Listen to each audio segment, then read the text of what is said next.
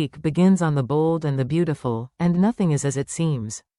Deacon's heart pulls him toward temptation, while danger quietly creeps closer than he realizes. At Forrester Creations, one unexpected arrival threatens to expose secrets no one is ready to face. Love, lies, and loyalty will collide, but not everyone will survive the fallout. Stay tuned, bold fans, because what starts as desire may end in disaster. It begins as a quiet ache, the kind of thought you try to ignore, but it never truly goes away. Deacon Sharp tells himself he's happy. He's got a business, a second chance, and Sheila Carter by his side. But lately, even when he's with her, his thoughts drift elsewhere, toward Taylor Hayes. Taylor is everything Sheila isn't, steady where Sheila is chaotic, gentle where Sheila is ruthless. Deacon feels different when she's around. Calmer, seen, redeemed, even if just for a moment. But Taylor's no fool. She knows who Deacon is, and more importantly, who he loves. She's seen how deep Sheila's possessiveness runs. She's seen that obsession behind Sheila's smile, that quiet promise of danger. So when Deacon tries to reach out, not as a lover, but as a man searching for light, Taylor draws the line. Firm, kind, unshakable. Deacon, she says, her voice barely above a whisper, whatever this is, it can't happen. He nods, pretending to agree. But as he walks away, the truth becomes clear. The more he tries to bury these feelings, the stronger they grow. And somewhere, unseen, a storm is already forming. Because Sheila can sense when she's being replaced, and when she strikes, it's never with words. Taylor tells everyone she's fine. She tells Steffi she's focused on her patients, that she's content, that she's not looking for love. But at night, when the city grows quiet, the truth starts whispering back. She remembers Deacon's eyes, tired but kind. His voice, rough yet vulnerable. And that moment in the Forrester office when the air between them seemed to stop moving. It wasn't supposed to mean anything. But it did. For years, Taylor's lived by reason, by boundaries, by control. But there's something about Deacon that pulls at the parts of her heart she thought were long dead. And that's what terrifies her. Because she's been here before, the healer who falls for the broken. She knows how that story ends. Deacon isn't evil, just lost. But lost men always leave wreckage behind. Each time they cross paths, she feels it, a spark that shouldn't exist, an invisible thread she can't cut. Sheila's words echo like a curse, he belongs to me. Taylor can almost hear them in the wind outside her window, sharp and cold. Standing in the dark, staring out at Los Angeles glittering below, Taylor realizes something chilling. She's not afraid of Deacon. She's afraid of what she feels for him, and what Sheila might do when she finds out. While Deacon battles his heart, his son faces a different kind of nightmare, one born from betrayal. At Forrester Creations, the day begins in triumph. Dickie Sharp arrives early, dressed sharply, glowing with pride. He's here to present his new designs, and to finally introduce the man he loves, Remy Price. The team gathers, Hope, Ivy, Electra, Daphne, all ready to celebrate Dickie's success. The air is bright, full of laughter and anticipation. Until the door opens, and everything changes. When Electra looks up and sees Remy, her smile dies instantly. The color drains from her face. Her fingers clutch the edge of the table. Because she knows that face. Remy isn't a colleague. He's a ghost from her past, a manipulator, a digital predator who once used her image, her trust, her very identity as a weapon. In an instant, the room goes from warmth to ice. Electra's voice breaks the silence first, sharp, trembling, filled with disbelief. What is he doing here? Remy tries to speak, but she's already trembling with fury. Hope and Ivy exchange stunned glances, realizing the depth of what's unfolding.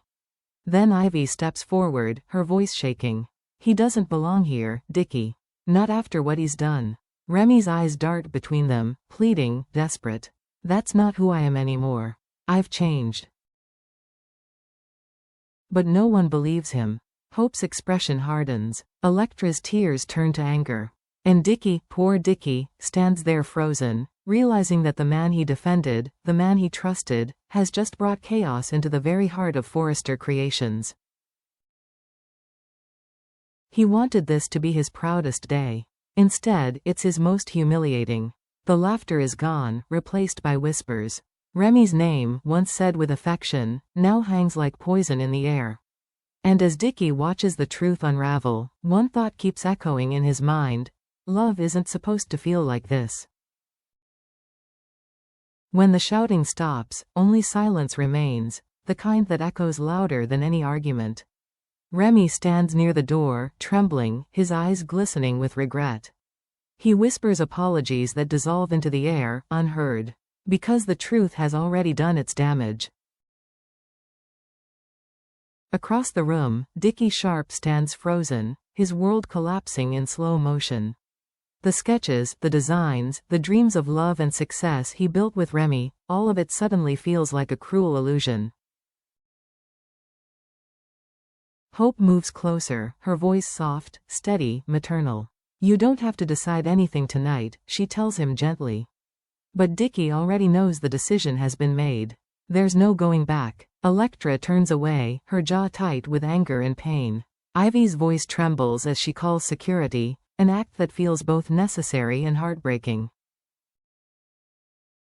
Remy's final words are barely audible: "I loved you." Dickie's reply cuts through the silence, calm but devastating. "Then you shouldn't have destroyed me." The guards escort Remy out, his reflection rippling across the glass walls, a ghost fading into the city lights. And when the doors close, Dickie finally exhales. He sinks into a chair, the weight of humiliation and heartbreak pressing against his chest. He wanted to be known for his art. Now, he's known for a scandal. And as the lights dim across the showroom, he wonders if love was ever real, or just another illusion he designed himself. Hours later, the Forrester showroom stands empty, but the echoes of the day linger like perfume after a storm. Hope Logan remains behind, her heels clicking softly on the marble floor as she tidies the scattered sketches and torn bits of fabric. It's quiet now, too quiet. And in that stillness, she feels the ache of everything that's just unraveled. She's worried about Dickie. She's seen this before, how heartbreak twists people, how pain turns promise into destruction. Her father, Deacon, once fell down that same dark path chasing love that could never save him. And now his son stands at the same crossroads. Meanwhile, Electra and Ivy share a moment of quiet solidarity near the entrance. For once, competition doesn't matter. They've both survived something bigger than business. They've faced their trauma, spoken their truth, and found strength in doing so. For them, this isn't just an ending. It's a reclaiming of power. Back in his studio, Dickie sits alone at his drafting table. The city hums outside, but he hears nothing, just the scratch of a pencil he can't bring himself to move. He stares at the blank page in front of him, wondering if he'll ever create something beautiful again. Maybe this heartbreak isn't punishment. Maybe it's the lesson he needed, the one that strips you down so you can rebuild stronger. Because in the bold and the beautiful, redemption never begins when others forgive you. It begins the moment you start forgiving yourself. So what happens when love crosses the line into obsession, when compassion becomes temptation, and when every beautiful secret begins to rot beneath the surface? This Monday on The Bold and the Beautiful, passion and danger walk hand in hand. Deacon's forbidden attraction to Taylor could set off a chain reaction that not even he can control. Sheila's jealousy is rising, and her next move could turn fantasy into tragedy. Meanwhile, the fallout at Forrester Creations has only just begun. Dickie's heart is broken, his name stained, and Remy's story is far from over. In Los Angeles, endings are never final, they're just new beginnings wrapped in heartbreak. So Bold fans, what do you think will happen next?